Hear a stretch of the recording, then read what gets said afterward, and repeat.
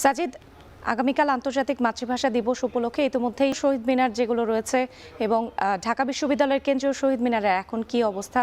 কয়েক স্তরের নিরাপত্তা দেয়া হয়েছে। এখন সেক্ষেত্রে এই যে শেষ সময়ের রং তুলির যে আঁচড়, সেটি নিয়ে কি তথ্য রয়েছে আপনার কাছে?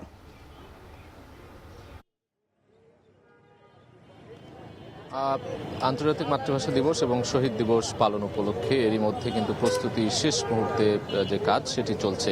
আমরা এখন কেন্দ্রীয় শহীদ মিনারের সামনে রয়েছে। এখানে শহীদ বেদিতে রং করা থেকে শুরু করে ঝাড়া মোছা বা ধোয়া মোছার যে কাজ, সেই কাজগুলো কিন্তু একেবারে শেষ পর্যায়ে রয়েছে এবং কিছুক্ষণ পরে এখানে ডিএমপি কমিশনার আসবেন, র্যাবের পক্ষ থেকেও আসা হবে এবং নিরাপত্তার যে বিষয়গুলো সেই বিষয়গুলো নিয়ে কিন্তু গণমাধ্যমে ব্রিফ করা হবে। সেটির জন্য কিন্তু আমরা অপেক্ষা করছি এবং আমরা একটু দেখাতে চাই যে এখানে শহীদ বেদিতে এখনও কিন্তু ধোয়া মোছার কাজ করছেন এখানকার যারা স্বেচ্ছাসেবক রয়েছেন বা অন্যান্য কর্মীর যারা রয়েছেন, তারা এখানে রং তুলির আঁচড় দিয়ে রং করার যে বিষয়গুলো বা আলপনা আঁকার যে বিষয়গুলো সেগুলো কিন্তু অনেকটাই সম্পূর্ণ হয়েছে এবং পরবর্তীতে আরও আশেপাশের যে রাস্তাগুলো রয়েছে, দেয়ালগুলো রয়েছে, সেগুলোতে একুশের আলপনা করা হবে বলে আমরা জানতে পেরেছি। তো নিরাপত্তা নিশ্চিত রাখার জন্যই কিন্তু এখানে ট্রাফিক ম্যানেজমেন্ট যে সিস্টেম, যে প্ল্যান, সেই আলোকেও কিন্তু একটি নির্দেশনা দেওয়া হয়েছে ডিএমপির পক্ষ থেকে ট্রাফিক ব্যবস্থাপনা ঠিক রাখার জন্য। কোন দিক দিয়ে গাড়ি প্রবেশ করতে পারবে, কোন দিক দিয়ে মানুষ আসবে, সারি সারি লাইন ধরে এসে এখানে এই শহীদ বেদিতে ফুল দিয়ে শ্রদ্ধা জানিয়ে তারপরে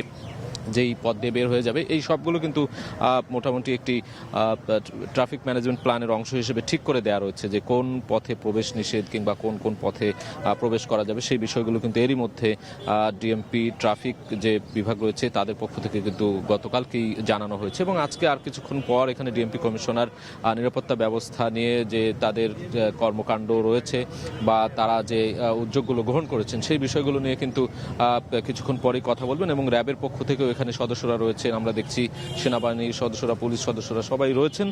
নিশ্চিদ্র নিরাপত্তা ব্যবস্থার মধ্য দিয়ে ভাষা শহীদদের যে আত্মত্যাগ, সেই আত্মত্যাগের যে শ্রদ্ধা নিবেদনের যে কার্যক্রম, সেটি আজ রাত 12:01 থেকেই শুরু হবে। প্রধানমন্ত্রী এখানে ফুল দিতে আসবেন। প্রধানমন্ত্রী তারেক রহমান ফুল দেওয়ার পর সর্বস্তরের মানুষের জন্য কিন্তু সেটি খুলে দেওয়া হবে। পরবর্তীতে সর্বস্তরের মানুষ সেই শহীদদের জন্যই, ভাষা শহীদদের জন্যই এখানে যে শহীদ মিনার, সেখানে এসে ফুল দিয়ে শ্রদ্ধা নিবেদন করবে। তো এই ছিল এখন পর্যন্ত থাকা সবশেষ খবর।